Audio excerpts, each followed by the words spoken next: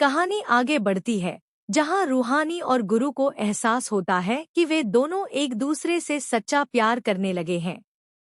दोनों मिलकर अपने रिश्ते को आगे बढ़ाने का फैसला करते हैं, लेकिन साथ ही यह भी तय करते हैं कि अभी वे इस घर की विरासत अपने नाम नहीं करेंगे।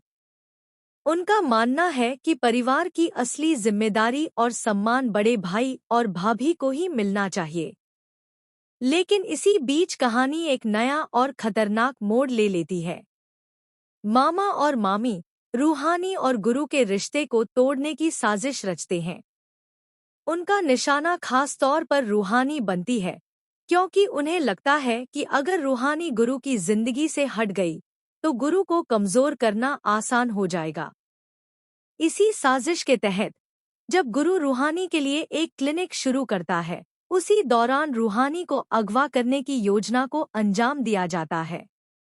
शेखर इस खतरनाक साजिश को पूरा करता है और रूहानी को किडनैप कर लेता है। जब गुरु को पता चलता है कि रूहानी अचानक गायब है, तो वह बुरी तरह घबरा जाता है। चूंकि रूहानी घर के नियमों के कारण अकेले बाहर नहीं जा सकती थी, गुरु का शक और गहरा हो जाता है।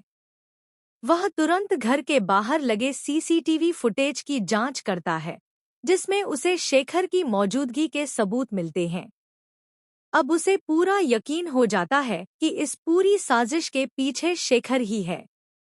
गुरु बिना देर किए शेखर की तलाश में निकल पड़ता है और आखिरकार रूहानी को ढूंढ निकालता है।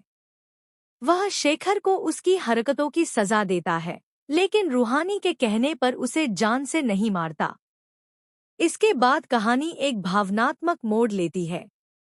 रूहानी और गुरु एक दूसरे के और करीब आ जाते हैं और उनके रिश्ते में प्यार और भी गहरा हो जाता है। जल्द ही रूहानी पूरे घर को एक बड़ी खुशखबरी सुनाती है कि वह गुरु के बच्चे की मां बनने वाली है।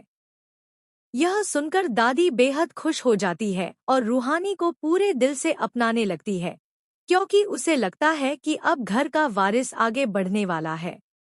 लेकिन यह खबर मामा और मामी के लिए किसी बड़े झटके से कम नहीं होती। कहानी आगे बढ़ती है, जहां रूहानी और गुरु को एहसास होता है कि वे दोनों एक दूसरे से सच्चा प्यार करने लगे हैं।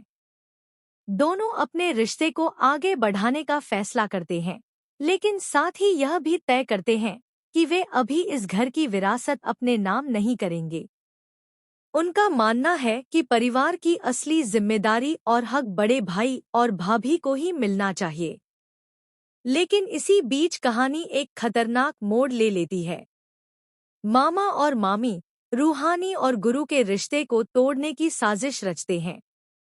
उनका पूरा ध्यान अब रूहानी पर होता है, क्योंकि उन्हें लगता है कि अगर रूहानी को हटा दिया जाए तो गुरु को कमजोर करना आसान हो जाएगा। इसी साजिश के तहत जब गुरु रूहानी के लिए क्लिनिक शुरू करता है, उसी दौरान एक सुनियोजित योजना के तहत रूहानी को अगवा कर लिया जाता है। इस पूरी साजिश को शेखर अंजाम देता है और रूहानी को किडनैप कर लेता है। जब गुरु को पता चलता है कि रूहानी अचानक गायब है, तो वह बुरी तरह टूट जाता है।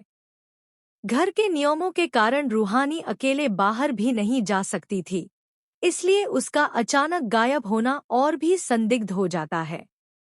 गुरु तुरंत सीसीटीवी फुटेज चेक करता है और उसमें शेखर की मौजूदगी देखकर उसके शक को यकीन में बदल देता है। गुरु बिना देर किए रूहानी की तलाश में निकल पड़ता है और आखिरकार उसे ढूंढ निकालता है। वह शेखर को उसकी हरकतों की सजा देता है, लेकिन रूहानी के कहने पर उसकी जान बख्श देता है। इसके बाद कहानी एक भावनात्मक मोड़ लेती है। रूहानी और गुरु एक दूसरे के और करीब आ जाते हैं और उनका रिश्ता पहले से कहीं ज्यादा गहरा हो जाता है।